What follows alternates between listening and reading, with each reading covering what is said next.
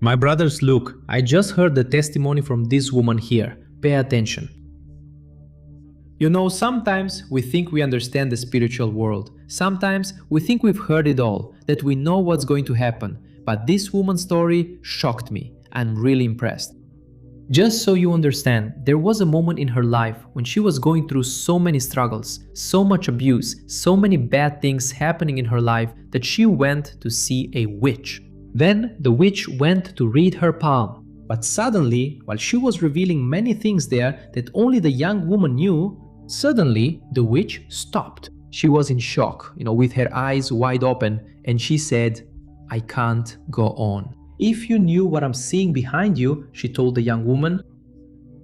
Brothers, I'm amazed. I'm going to share this testimony here in detail, but brothers, look, subscribe to the channel because I really want to help you, to strengthen you on your journey, and I know there's nothing better than a testimony. Something that is true, something that God really did in someone's life. And if you have a strong testimony too, write it here in the comments, okay? So subscribe to the channel and let's get started with this powerful testimony. Pay attention, Gaze's testimony starts like this. The only thing I remember from my past is that my parents were Catholic. I saw a really big crucifix in my house with Jesus nailed to it. I knew that he was the Son of God, but I had no idea what Jesus had done for me. And because of that, I didn't know that I could have a relationship with him. I didn't know that he loved me, or what that price he paid on the cross for me meant. All of this was because I grew up in a very abusive home. My parents were alcoholics, my mother was also diabetic, and because of the lifestyle she led, when I was born, the doctor said I only had a 3% chance of surviving. And to give you an idea, I was born with a hernia and with only one kidney. Unfortunately, my mother passed away when I was 4 years old. Because of her lifestyle, and when she died, she had a neighbor downstairs who my father would leave me with when my mother went to the hospital. And this neighbor ended up moving into our house. And I didn't understand anything that was happening at that time. I remember my father sitting me down and saying, "Look, she's going to live with us, okay?" I remember that she had a son from another marriage who also came to live with us. And my father asked me that day, "Like I said, she's going to live here, and do you want to call her mom or do you want to call her by her name?" And I, at 4 years old, answered, "I want to call her mom." When she moved in, let me tell you, my life changed completely. I was only 4 years old, and right away she started asking me to help clean the house. At first I thought I was just helping. But I didn't know that in fact, that was already the beginning of the severe abuse I would suffer for a long time. And I say abuse, brothers, because when I didn't clean the house the way she wanted, or if I didn't wake up at the right time, she would start hitting me. I remember well when I started going to school. It was very hard for me. When I was 5 years old, I had to wake up at 3 or 4 in the morning together with my father, who was leaving for work because he had 2 jobs. I needed to be ready for school around 7, and she told me I couldn't go if the house wasn't clean. And that was the life I started living when I was 5 years old. Can you imagine? And I remember that if I didn't finish the cleaning, I would get beaten and had to stay home all day cleaning. So I told myself, you need to clean the house quickly so you can go to school. Because school, in a way, was my freedom. But even when I managed to go to school, I couldn't do my homework. She would say to me, "You can't bring homework into this house." Man, if I brought it, she would throw my books and notebooks in the trash. So I couldn't study at home or concentrate at school because of the beatings and everything that was happening. And her son? Him? She never treated him that way. The target was always me. And I never understood why. And this cycle continued in my life. As I grew up, the beatings didn't change much because I was starting to protect myself. But then the punishments started getting worse. She began to put my hands in the fire, and that's why my hands are very calloused today.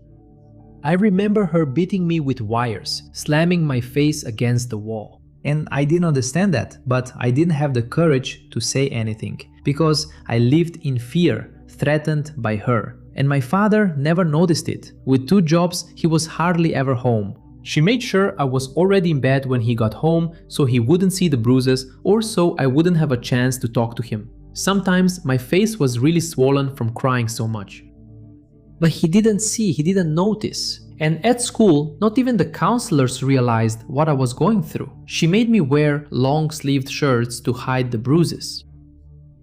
And she threatened me, if you tell anyone, when you get home, you'll get beaten again. My brothers and sisters, I didn't want that. That's why I stayed silent. And on weekends, my father was at home. But I remember that on Friday, he would already warn me, look, you're not going to say anything. If you say anything, on Monday, you'll get beaten. Brothers, that was my life until I was 15 years old. I thought that at that age, I would have some freedom, but I didn't. And I say 15 because that's when they told me I could already get a job. So I got a job at a store, but her control followed me there. I had to take my work schedule home. And she would call my workplace to make sure I was there and to know what time I would leave. In other words, I never really had any freedom. My grades at school were terrible, always below average. And what amazes me is that the teachers never said anything. No one ever came up to me to ask. I had no way to escape and I didn't understand why my life was like this. I always asked myself, why am I living this way? This isn't a life for anyone. And I saw the difference in the way she treated her son from her marriage with my father. They had 2 other children and none of them were treated that way. It was always me and I didn't understand why, but I kept going, kept working, trying to do my best, trying to get her approval. But the abuse still happened. I remember graduating from high school and thinking, finally, now I'm going to be free. The physical abuse lessened a bit as I got older, but my mind was already conditioned to the way she treated me. At school, people noticed. I was always that girl who didn't dress fashionably, who was always quiet because I never talked to people, and everyone knew I was going through something, but no one had the courage to talk to me. No one brought up that subject. And after I graduated, I tried dating. He was my first boyfriend. He knew about the abuse I went through, but he didn't say anything either. We used to meet in secret, and if I was going to work, he would meet me on the way and we'd see each other for a moment. We had an on and off relationship for 4 years, and during those 4 years, my daughter was born. And I believe that God used my daughter as a way for me to escape, because when my daughter was 2 years old, I had a cousin who helped me take care of her while I worked. And this cousin started to notice that my stepmother was trying to take control of my daughter. She would say to me, let me take care of the child and you go clean the house. So my cousin called me and said, look, I noticed that your stepmother doesn't want me to take care of your daughter, but you're paying me for this, so I don't think that's right. And she kept saying, she gives your daughter some strange things to eat and I don't like that. Something is going on, but don't say it was me who told you, okay? Then it started to sink in. I realized that pattern of abuse was coming back and I thought, this can't happen again.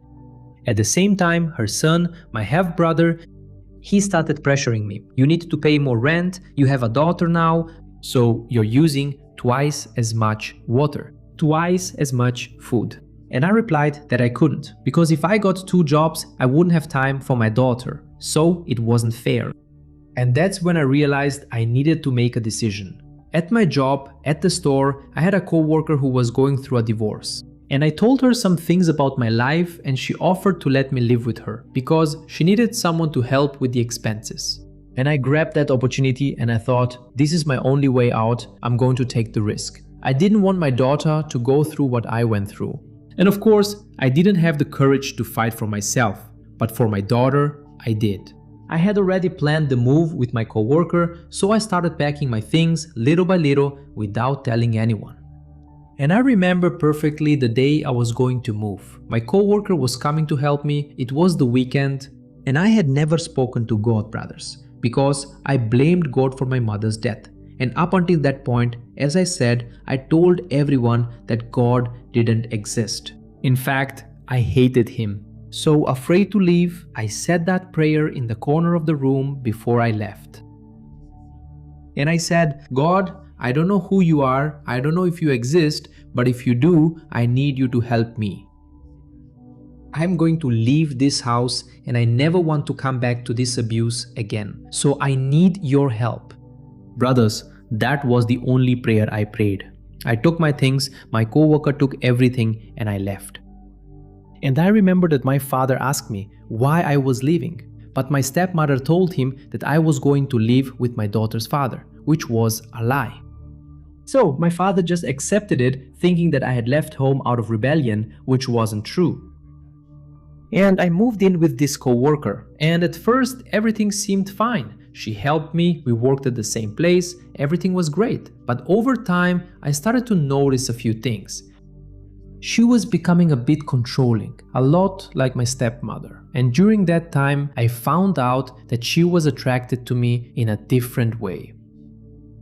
And at that moment, without knowing anything, I started getting involved with her. This lasted for a while until I started seeing someone else, this time a man. I built a relationship with him and she knew about it. I didn't think she would care, but it did bother her. So when I started this new relationship, she decided to bring her brother to live with us.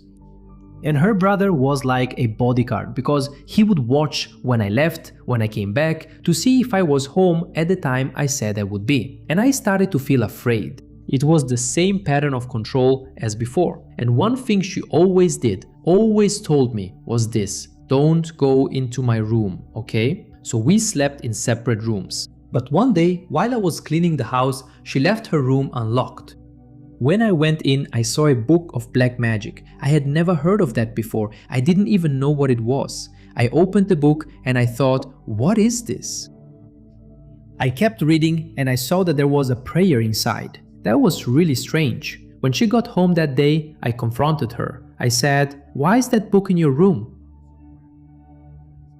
And she answered, my grandmother taught me that. And she didn't confess at the time, but it was through a mutual friend that I found out she was doing black magic against me.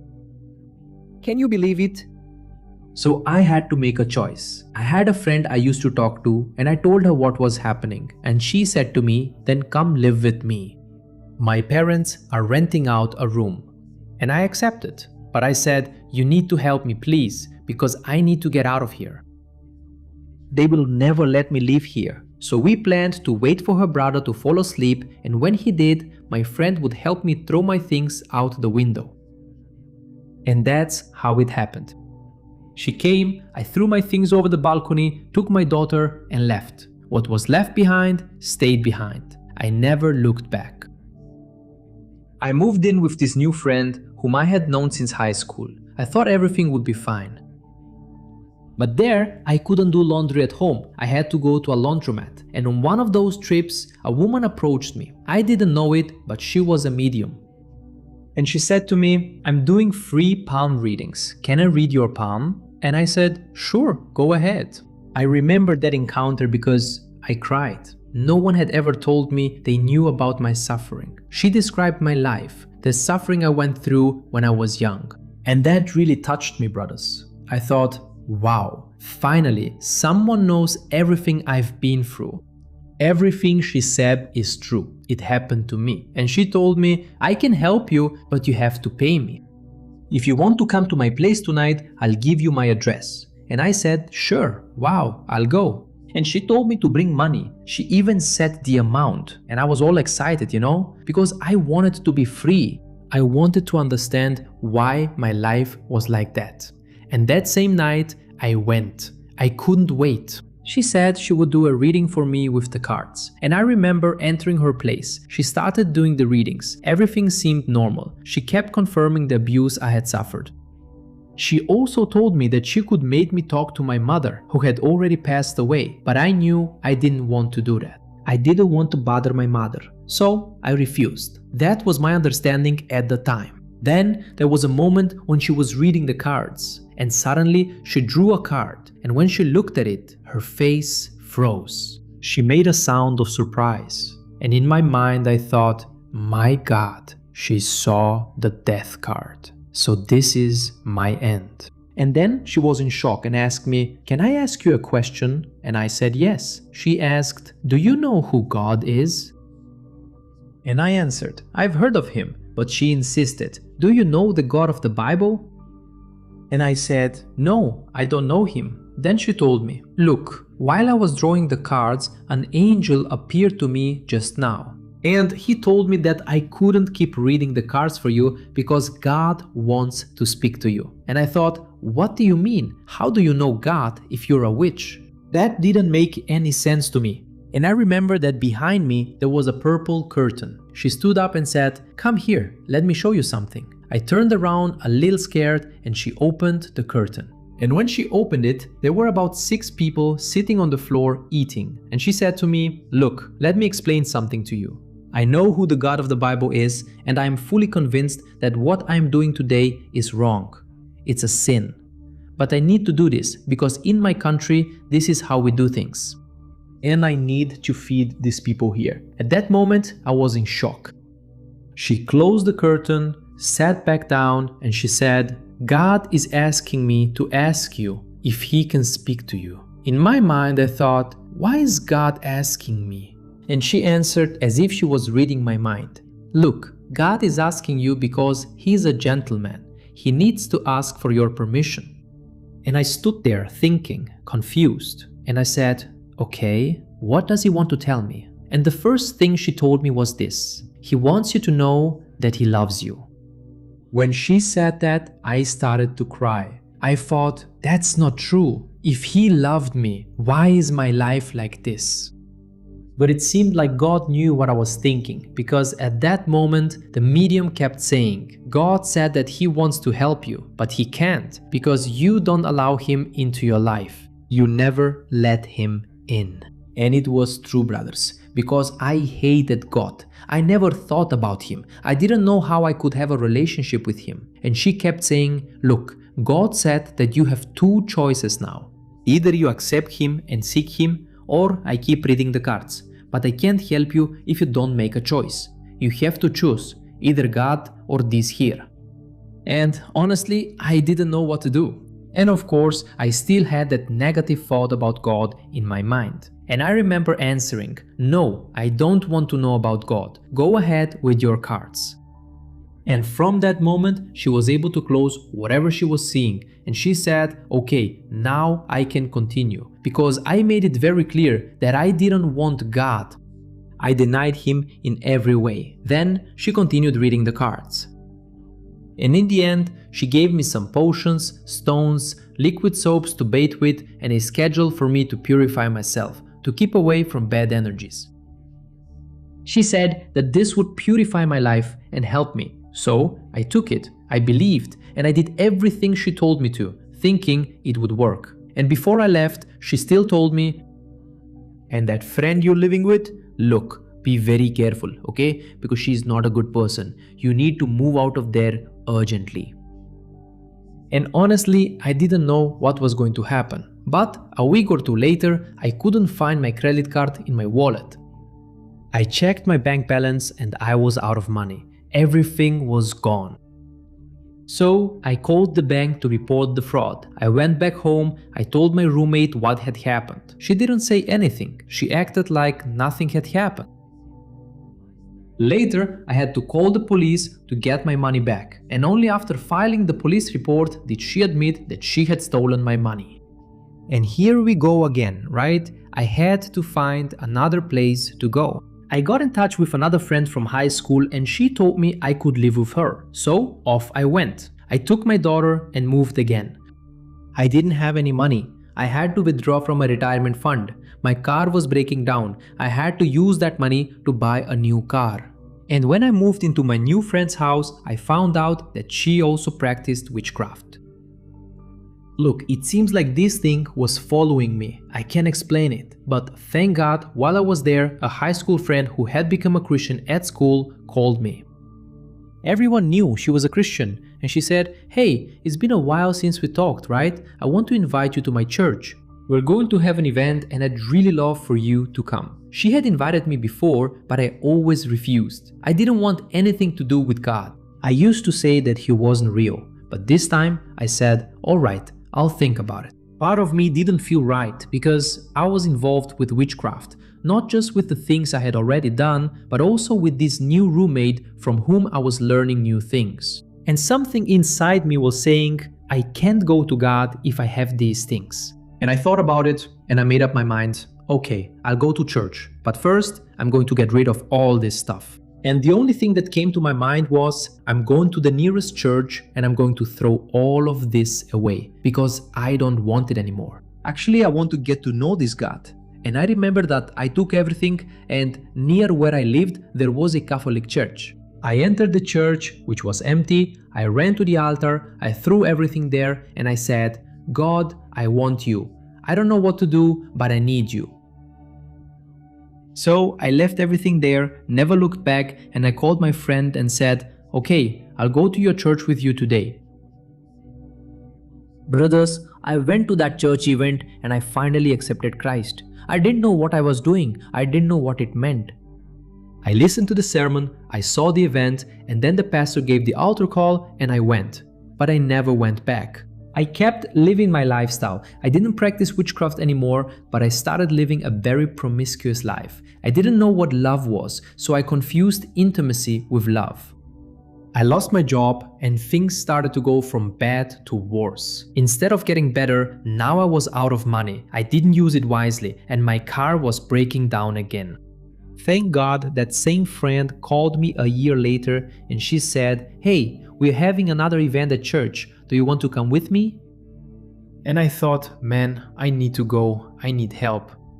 So I went to the event again and I accepted Christ again. But this time it was something different. I had always had back pain for at least 4 years. I went to the doctors and since I only have one kidney, I thought my kidneys were failing. But the doctors would say, no, you're fine. And I never understood why that pain was so strong.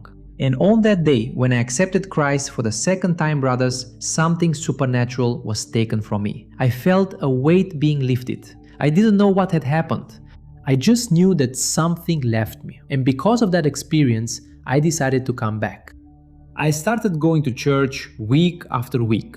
And I remember that on one of those weekends, we had a guest preacher. And he came up to me and he said, you know that back pain you used to have? God told me that He just healed you. Brothers, it hadn't sunk in for me until He gave me that word. And I started to reflect and I thought, my God, it's true. Look, I don't have that back pain anymore. And from that experience on, I kept going to church. After 8 months, I got baptized.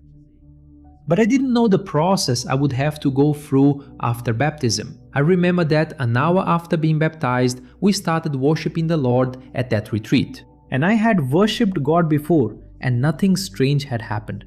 But after my baptism, something started to manifest inside me while I was worshipping. I started coughing non-stop. I felt like I couldn't breathe, and I even brought my own hands to my throat as if I wanted to choke myself to the point of falling to the ground. Until one of the guest preachers, to whom God revealed what was happening, said to the people around him, my God, she practiced witchcraft in the past. That's what's happening. Brothers, those spirits, they didn't want me to worship the Lord. I remember they took me to a room in the back and asked me if I had practiced witchcraft. And of course, I had to confess that I had. So they helped me with a deliverance there. But that wasn't the only one. I had to go through several deliverances, also from the fornication I practiced, from all the strongholds I had, especially in my mind. I also remember that I struggled a lot with masturbation and pornography. Look, it was a constant process. Every weekend, it was deliverance, deliverance, deliverance. And I thought, my God. And during this process, it was hard for me because I kept falling into fornication. I didn't give up pornography. I would stay up until dawn watching porn sites. And even while God was working in me, I couldn't give up sex outside of marriage because I felt like that was love. I had things confused.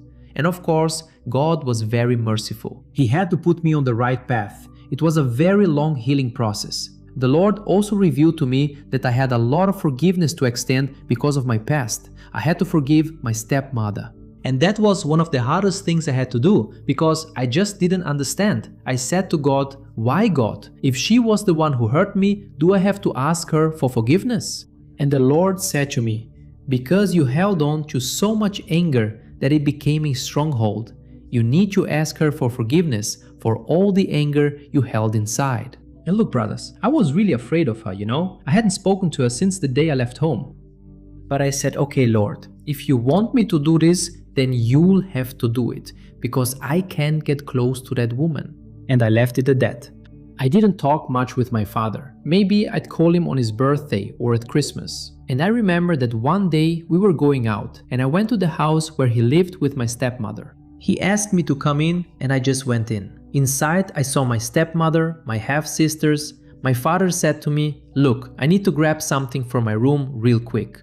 And my stepmother and I were left alone in the kitchen. And she said to me, hi, I heard that you became a Christian recently, is that true? And I said to her, yes, it's true. Now I've given my life to Jesus, I'm a new person. Brothers, it was strange how that conversation came up. Even so, she continued, I wanted to ask you to forgive me for everything I did to you. I know it was wrong. And I replied to her, no. God told me that I was the one who needed to ask you for forgiveness, because I hated you for so long. I held so much anger against you, and I apologize for that. At that moment, brothers, the two of us cried and hugged each other, and I received the healing of forgiveness that I needed so much. I no longer saw her as a bad person, but as a victim, someone who also needed freedom, needed deliverance. And then the Lord kept working in me and told me that I had to go back to studying. That was a desire I always had since I was a child, to go to college, to have a career. But obviously I couldn't, because my grades were terrible. My grammar was horrible because I couldn't do my homework. I didn't even know how to use punctuation. And I said, God, how am I going to get into college like this? This is ridiculous. And I remember, brothers, that I applied and I didn't pass because I failed the grammar part. So I waited another year and tried again. And I had to ask my daughter for help. It was a humbling experience, but with her help, I managed to pass. I was accepted into college, and God was very good to me during that time. He gave my professors grace toward me. They were very understanding. And today, for the glory of God, I have my bachelor's degree. I give all the glory to the Lord, because it was He who restored that desire in me. The Lord also told me that He would bring my father back. And I thought, what? My father? Brothers, he had been married to that woman for 35 years. I didn't know what God was going to do or why He would bring my father back. So I said to God, look, Lord, my childhood years are already gone. I can't have them back. But the Lord told me, He also needs freedom. I will set him free and he will come to you. Sometime later, my father called me. Hi, sweetheart, do you want to go out to eat? And I said yes. So we went to a restaurant. We sat down and he said, I have a question for you, but I just want you to answer me with yes or no. And I agreed. And he mentioned my stepmother by name and asked, did this person abuse you? And I answered with tears in my eyes, Dad, she abused me a lot, and I couldn't even believe that I had said that to my father. And we dropped the subject, we ate. It was kind of strange, and I went back home. 2 days later, he calls me and tells me that he had a dream. And in the dream, he asked God like this, why doesn't my own daughter love me? And in the dream, he told me that Jesus then appeared to him and said, the Gehazi you see is not who she really is. And then Jesus showed him two Gehazis. The first was the Gehazi who had been abused, being mistreated by his stepmother. And the second Gehazi was the one who truly loves you. After he had that dream, that's when he invited me out to eat and asked me that question. He was already having problems with her, and I think God was already working in him for this deliverance. And after that conversation, he asked me if he could live with me. And of course, I was excited and I said yes. I knew it was God's promise being fulfilled to set him free and bring him back. It's been 3 years now, brothers, that I've been living with my father. I'll never be able to get those lost years back, but I confess, the moments I have with him now, He's learning about Jesus, he watches me, we talk about everything, there are no more secrets. And I know that the Lord is working and giving me back this relationship with my Father. And the last area where the Lord decided to work was in me. Looking back, I'm amazed at how the Lord made me forgive all those people before working in me. Before this inner healing happened, I was going through many battles in my church. I had already been there for 9 years, but there was a time when I didn't want to submit anymore. I didn't want to submit to my leaders, especially to my pastor. And the reason was that a pastor is a figure of authority. And in my mind, the figure of authority had been abused by my stepmother. So, in my way of thinking, I couldn't get close to my pastor because I felt that she would abuse me, that she would misuse that authority just like my stepmother did. And I always wished that my pastor could be like a mother to me, but I just couldn't. It was a huge internal struggle. So I decided to leave, and I thought, you know what? I'm going to another church. I can't take it here anymore. And so I started attending another church for about 6 or 7 months. And there was a guest preacher, and this man spoke to me like no prophet had ever spoken before. He talked about my life since birth and revealed to me why I had been abused all those years. Brothers, it was a generational curse.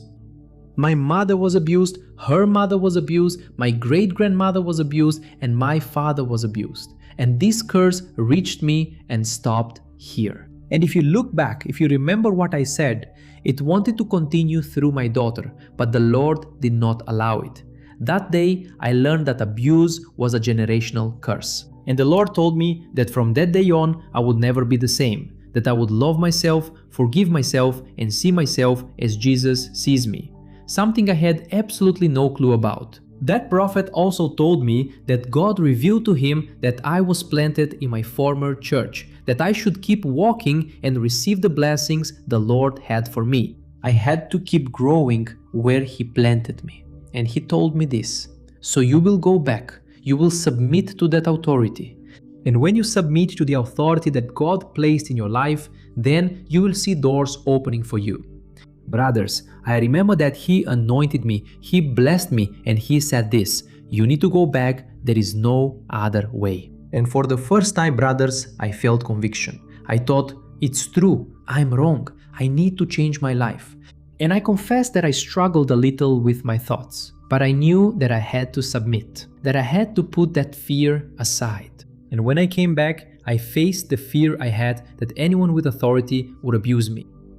Brothers, the Lord sent me back to my church, and I was able to talk to my pastor and tell her why I was that way. Today, I have a wonderful relationship with her. She is the mother figure I never had. And I thank God because I see how the enemy didn't want me to see her as a mother. Now I feel complete. I have my father, and I also have my pastor, who is my spiritual mother. Thanks to that, I am able to love myself too.